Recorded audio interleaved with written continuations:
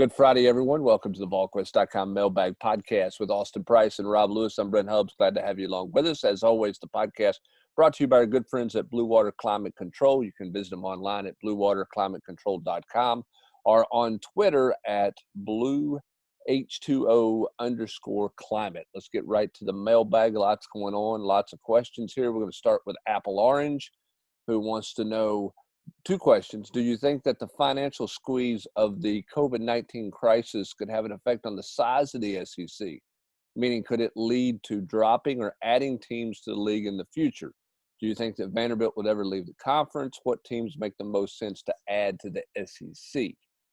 I don't think the virus is going to mean that you're going to, have conference expansion or you're going to reduce the number of conference teams based on that. I will say this about Vanderbilt. I think if I'm Greg Sankey, I've said this on a couple of radio shows, including in Nashville, Rob. I think if you're the commissioner of the Southeastern Conference and your motto is it just means more, I think the first question you have to ask Vanderbilt is where's your level of athletic commitment? You've not put any money into your facilities. Memorial Gym's not had an upgrade. There's been talk about how bad Commodore Stadium is. They've just eliminated their sports information department. So if I'm Greg Sankey, the first question I'm going to ask the new leadership at Vanderbilt is what's your commitment level to athletics? Because if I'm in the SEC and I'm the commissioner of the SEC, I want my 14 teams to be all in on athletics. Oh, I agree, but you got to wonder, is there a protocol in place? I'm sure there is a protocol in place, but what is it? To vote somebody out of the conference. You'd probably have to establish, some clear legal language about what your the minimum level commitment is when you're talking about dollars. But Vanderbilt's not going anywhere on their own. I guarantee you that. They probably, I'd have to see the numbers, but I bet they get more return on investment for what they put in than any team in the league when they cut that check every May in Destin. Oh, there's no question. Do you think, though, that it would? Of course, I don't know the protocol on this either, but would it almost be like when a restaurant gets a bad score, they get so much time to kind of get the score up before they abolish them? And to answer this question on what teams make the most sense, well, you got to look at the state of Virginia and the state of North Carolina because neither one of those states have teams that are SEC teams. Whereas, South Carolina's not going to a Clemson move into this league, nor would Clemson want to move into this league. They have a cakewalk at the ACC. Georgia's not going to approve Georgia Tech. You can go right down the line. Florida's not going to want Florida State. Yeah, it makes the most sense to add maybe an NC State or a Virginia Tech more so than it does to add anybody else, at least in my mind. Yeah, I think Virginia Tech's the one that makes the most sense. I have a hard time or go West Virginia. Never really made sense to have them in the Big 12. West Virginia and then Virginia Tech potentially, and then shift Missouri to the West. To the West. I like Missouri going to the West. I'm with you, Austin. I think Virginia Tech makes a lot of sense. I think West Virginia in the Big 12 makes no sense, Rob, when you look at how much money they're having to spend on travel to play conference teams the way they are. It's got to be costing them a fortune. I don't think anybody from the state of North Carolina is going to break up Tobacco Road I don't think so either. But NC State to me would be that one team that potentially could. Yeah, that they're an original founding deal. They're in there. They don't have they don't have necessarily the reputation of Duke and Carolina. From a basketball standpoint. What about Wake right Forest? Now, get John Curry back in the league, baby. But you go look at the history of the ACC. It's those four. It's the research triangle that created that league, Rob. I just don't see any of those guys breaking up. No, I don't think I don't think that. I completely agree with you. Those guys are the founding fathers of that league. And Virginia Tech was, it was a transplant from the old Big East, so sure. It would make sense for them not to have the big ties to the ACC.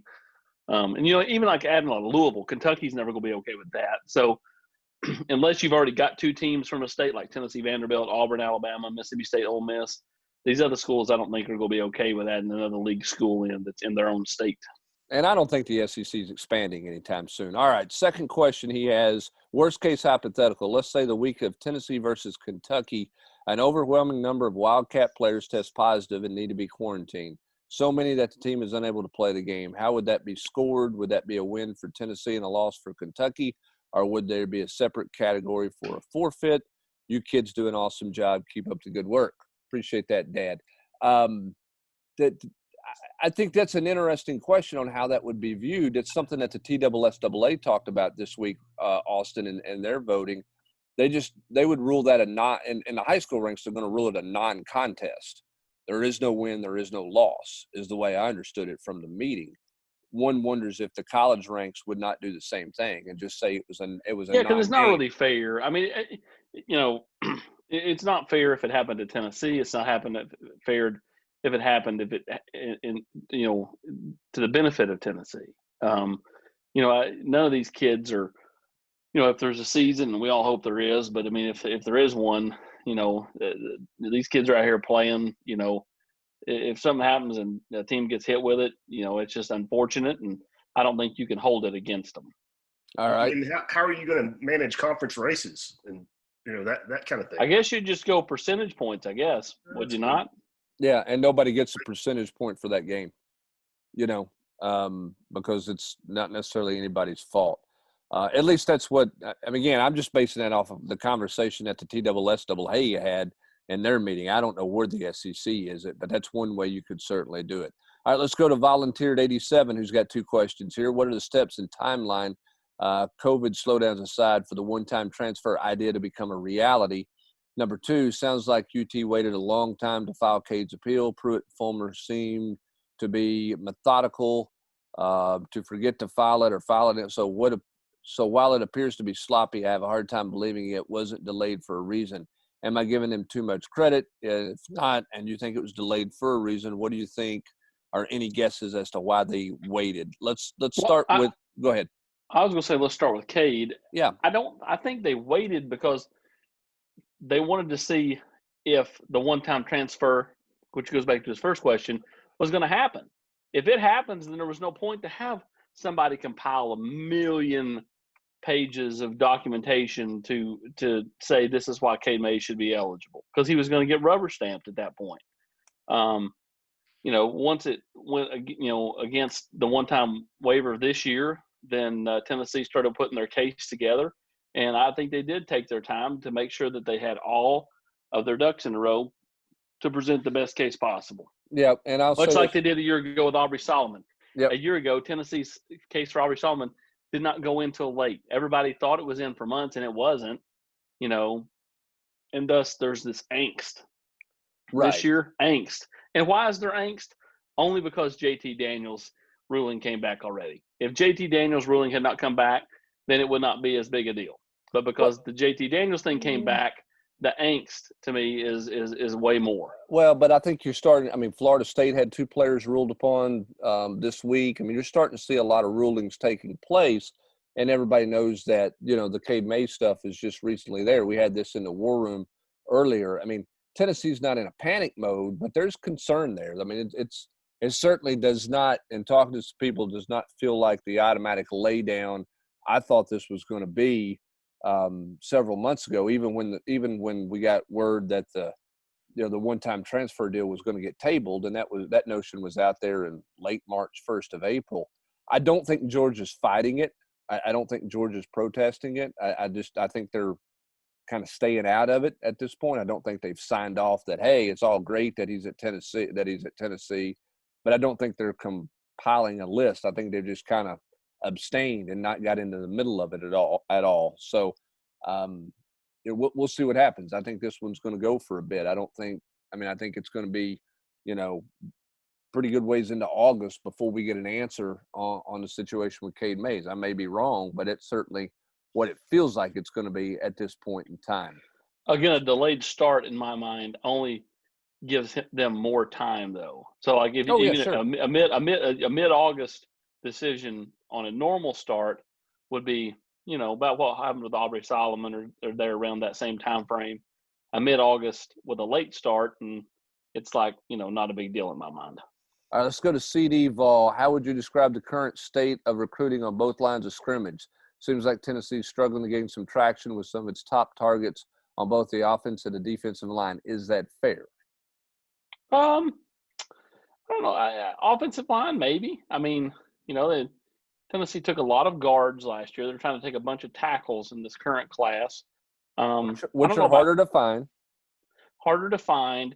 No traction with Dietrich Pennington. I mean, he's talked to him a little bit, but to get back in that one, I think that one, you got to hope that Dietrich, is going to take that one all the way to, December. But I mean, they've got good traction with a guy like Diego Pounds.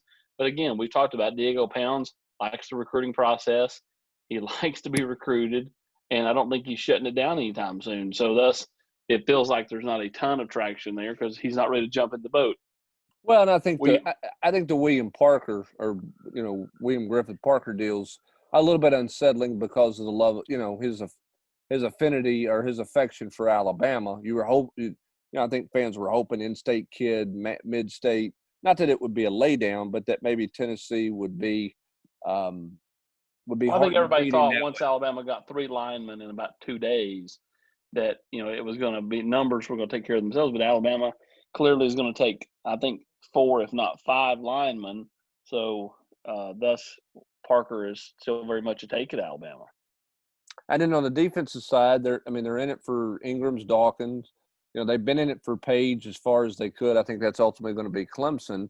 But they've got some good players on the defensive line. I don't think that they've maybe a pass rusher short, from where they want to be. Or they love what they've got out of Isaac Washington. They love Katron Evans. They'd love to add a pass rusher. Whether that's Christian Zachary, whether that's somebody else. They would. But I mean, Tennessee was. It just getting Jahvaree Ritzie was going to be tough. Once North Carolina started to recruit in state the way they did. And again, Peyton Page, you and I kind of walked out of that meeting over there with him that day and said, he looks awesome, looks just awesome. And we both kind of wondered aloud, has he lost this weight because Clemson wanted to see him get in better shape? So, only time will tell, but it sure felt that way when we left there. Yeah. Let's go to Bud Wrigley. Over the tenure of Jeremy Pruitt, UT has usually led Power Fives in offers to players. Can you talk a little bit about what being offered really means? I hear you mention things as committable offers. Can you clarify the different types of offers? Rob Lewis, you want to tackle what an offer means? You want to tackle that one first? I mean, to me, I think different programs handle it differently, but I think pretty clearly in Tennessee's case, it means, hey, we're offering you, we're really interested in you. Now, that doesn't mean a kid can be like, oh, awesome, and then pick up the phone and call and commit. I mean, I think there's probably been a lot more instances of that happening early in the process than we even know about, where they would say, hey, we want you to come to camp first, or hey, let's wait and see your senior film, that kind of thing. I think it's just a way to kind of get your foot in the door and get kids thinking about you. Now, on the basketball side, it doesn't happen like that. Maybe some places, but not at Tennessee. And I think it's way, way, way less of a common practice. Well, I think with the football thing, I mean, you think about it. You go back a year ago, or is it two years ago? Tennessee's recruiting the mid-state, and the young man that signed with Georgia over there, name's escaping me right now. But they wanted him to come camp, and eventually, Alabama beat them to the punch, Georgia beat them to the punch with the offers, and Tennessee ended up just throwing him a token offer, even though they didn't really want to, just to get him to come camp. And so Zion Lowe was his name. And, I think every year you see that. Does Prince Colley have all these committable offers? Could he go to Georgia if he wanted to? I don't know. I mean, maybe he could.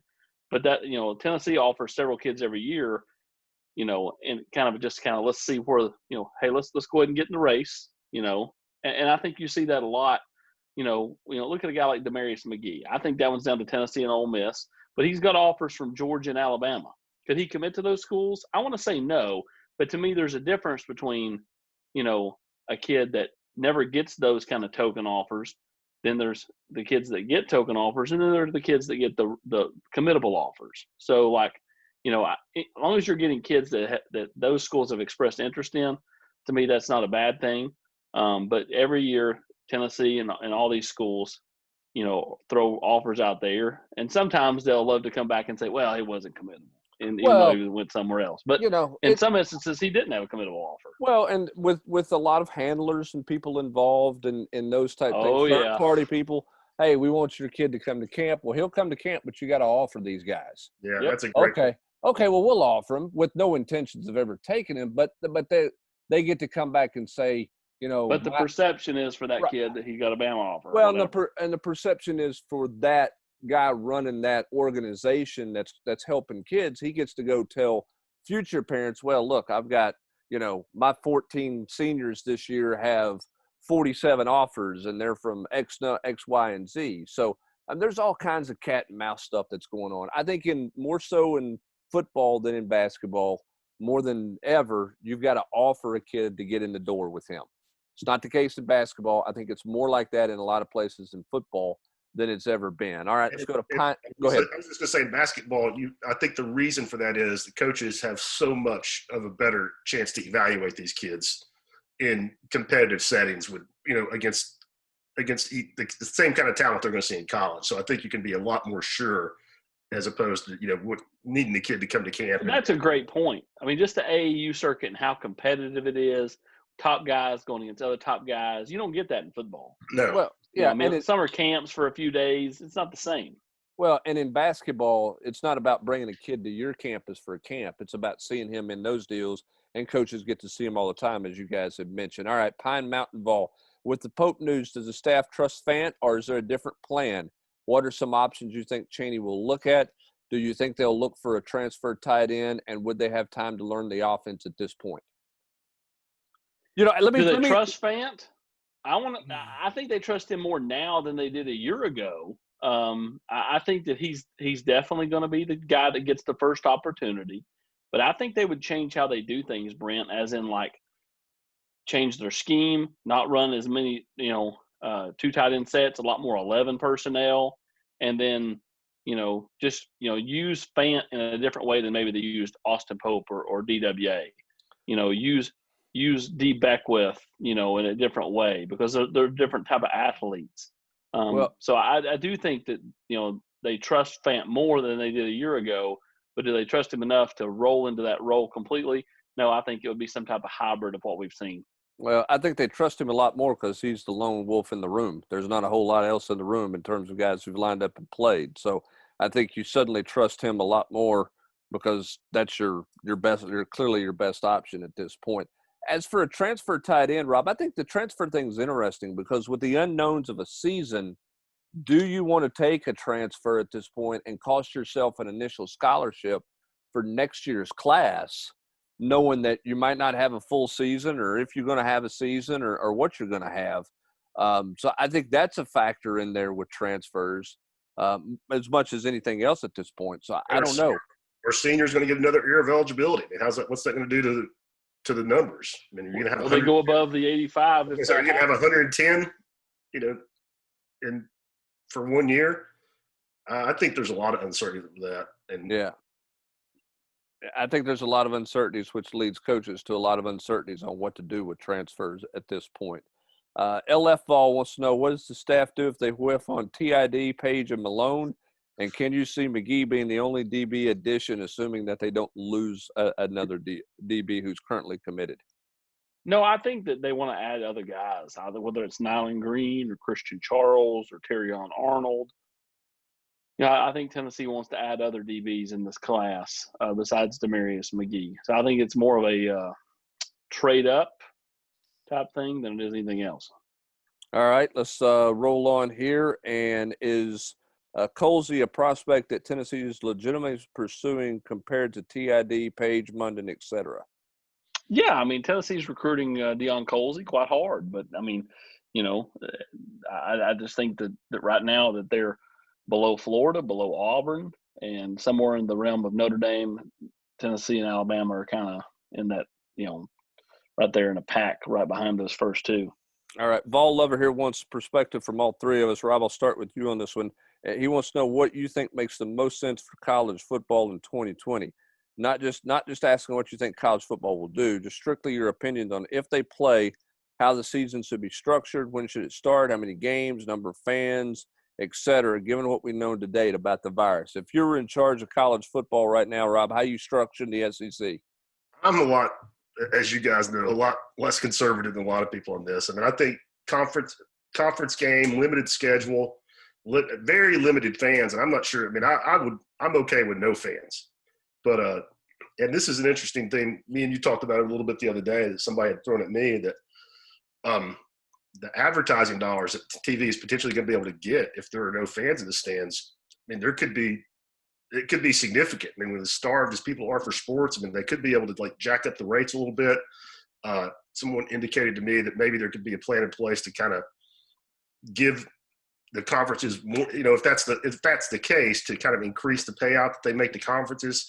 Because think about it, when Alabama and Auburn play, and fans haven't seen live sports in a year, that's going to be like the last episode of MASH.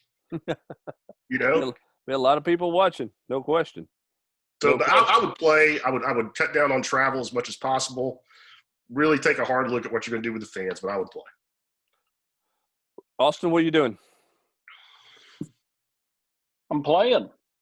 Are you playing 12? Are you playing a regular season? Let's go right now. Or are you playing? Yeah, I am. I mean, like, what's the difference between 10 and 12? Like this whole notion of like, well, we'll cut it down to, just conference games. I mean, yeah, I guess in a worst case scenario, you cut it down to that and just get through it, and that way you have a season and you're not trying to move things to spring, which has a whole different set of issues, in my opinion.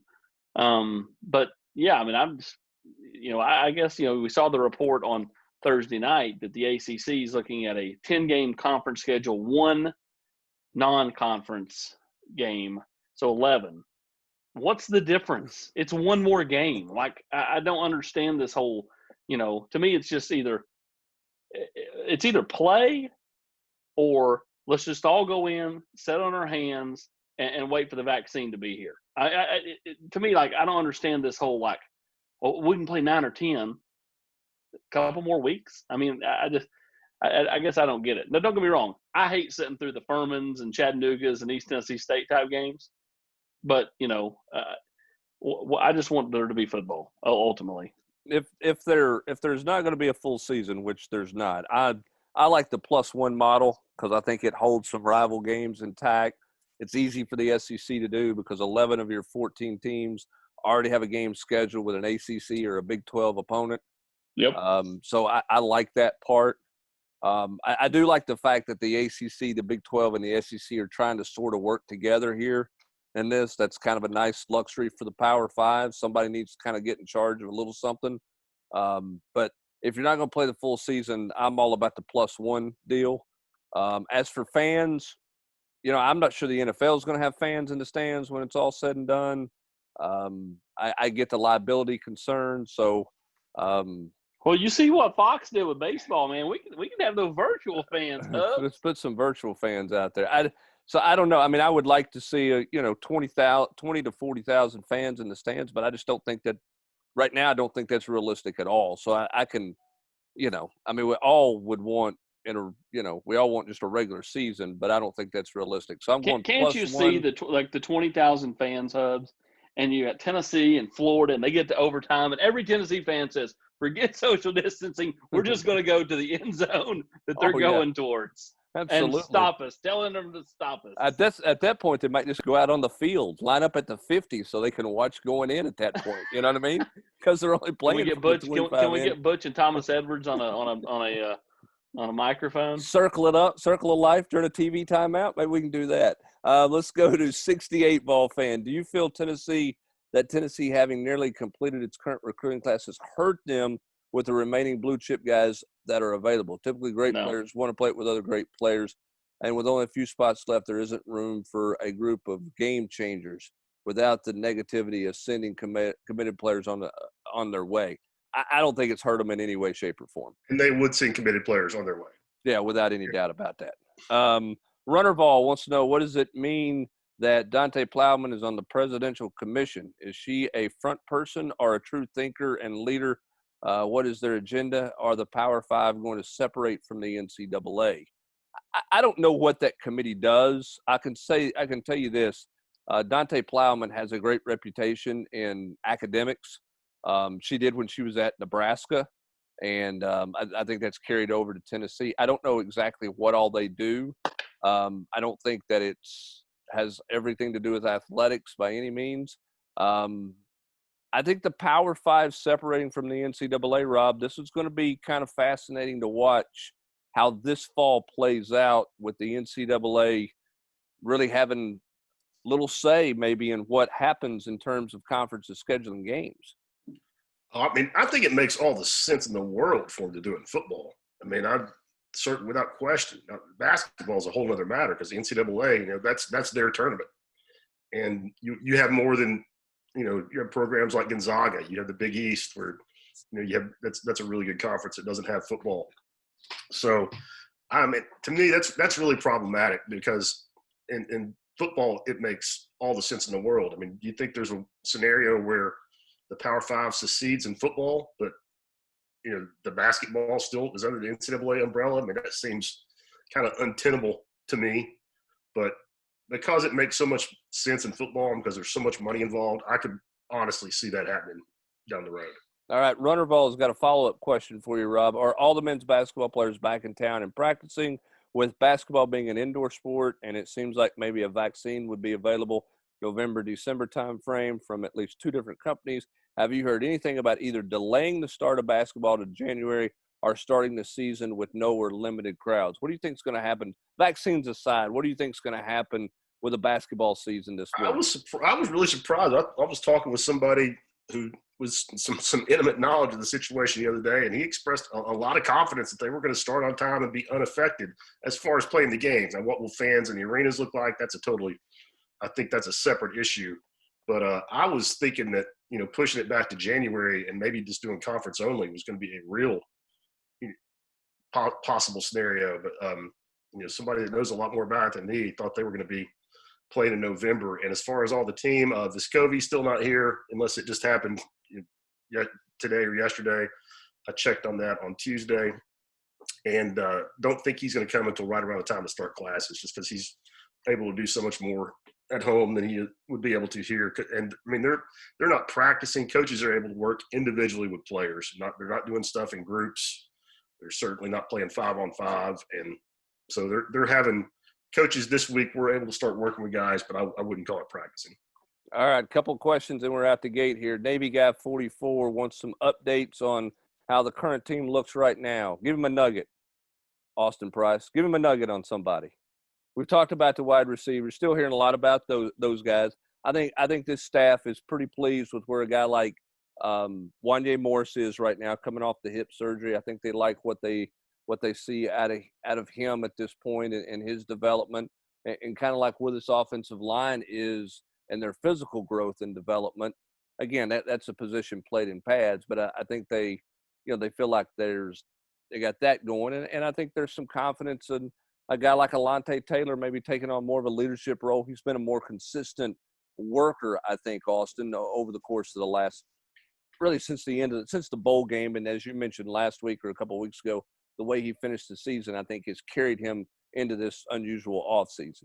Yeah, there's some hope with Roman Harrison that he's going to take a huge step in what will be a redshirt freshman campaign. And then flipping it back to the offensive side of the ball, you're right. The receivers have continued to garner a lot of attention. And then from the youngster standpoint at running back, there's some intrigue with a guy like T. Hodge, who, is a bigger back compared to the other guys in that room. All right. Pine Mountain Vol wants us to jump in here on an AP style question. Who's going to have a sneaky season that nobody's talking about? Rob Lewis? I mean, I don't know that nobody's talking about him, but I like Romel Keaton. I mean, I think that's going to be a guy that you see take a big step forward from what you saw as a freshman and develop it over the course of the offseason. I mean, I like his skill set. I like that he was a much bigger part of the offense in the bowl game than he was in the regular season, which tells me the coaches saw something in him, took some time to work with him, and when he got his chance, he made a big play in that game. Defensively, same thing. I'm not sure if nobody's talking about it, but I like Jalen McCullough to take a step. I'm going to stay with the Jalen's and say Jalen Hyatt has a sneaky good freshman year. And then people are talking about him now, but I'll go back to Princeton Fant, who I think athletically has everything they would like at the tight end spot. I'm going to take, and he's more of a proven player, but I don't think he gets talked about. It's kind of forgotten about because nobody saw him in the spring. You going with Henry? Yeah, I'm going to jump out there and say Henry. I think Henry's going to be a pretty good player. I think he may have a sneaky good sophomore season there, AP. I'm going to go with Velus Jones. I don't think anybody talks about Velus Jones. That's a great one. I'm going to go with Velus Jones because I forget he's on the team half the time when you talk about the wide receivers. So I'm going to take a little Velus Jones, and I think a guy like Kenneth George is going to factor in a rotation and be more of a factor in the defensive side of the ball. I don't think he's going to beat out Bryce Thompson or Alontae Taylor, but he might play well enough that you can free up one of those guys to move into your Rabbits package in a different place, or they can move them around a little bit, create some versatility there. Last question, we're out the gate here. Who is the backup kicker and punter for this year? I don't know. Anybody else know? They got a kid from Connecticut or whatever. Yeah, they got the punter, the transfer punter in from Connecticut. Yeah, the punter. I don't know. I mean, I think he'll end up pushing. He might. Paxton Brooks. I don't know exactly what they're gonna. I mean, I don't know what they're gonna look like at those two positions behind what they have right now. This is obviously would have been a huge spring for Brooks to nail things down. He will have some competition. I just think they get Brett Samaglia in a bubble and make sure he doesn't get hurt so that he can line up and be ready to kick, because I don't know who the backup to him would be at this point. That'll be an open tryout for Tennessee, basically, for a backup kicker when they head into fall camp. Hey, we all know the summer heat is here. The most practical thing you can do to avoid wasting money this time of year is to have your cooling system clean and tuned up. It's a fact that if you don't, your energy bills are going to be higher. It's just like not tuning up your car. Your system will be at a greater risk of an expensive repair. That's why Blue Water's tune-up comes with two fantastic customer guarantees. First, if your system wasn't tuned up last year, they'll guarantee $100 energy savings this summer, or they'll refund your $79.99 for the tune-up. Second, if they tune up your system and it needs a repair this summer, you'll get a 20% off that repair discount. Speaking of repairs, Blue Water Climate Control is committed to doing the repair the right way the first time, and all repairs come with a 1-year guarantee. Call Blue Water Climate Control at 865-299-2290, or you can book an appointment online. Go to bluewaterclimatecontrol.com, pick a day and time that works best for you. That is our good friends at Blue Water Climate Control, locally owned and operated here, so check them out. That's going to do it for this mailbag edition of the Volquest.com podcast. For Austin Price and Rob Lewis, I'm Brent Hubbs. Thanks for joining us. Have a great rest of your Friday, everybody.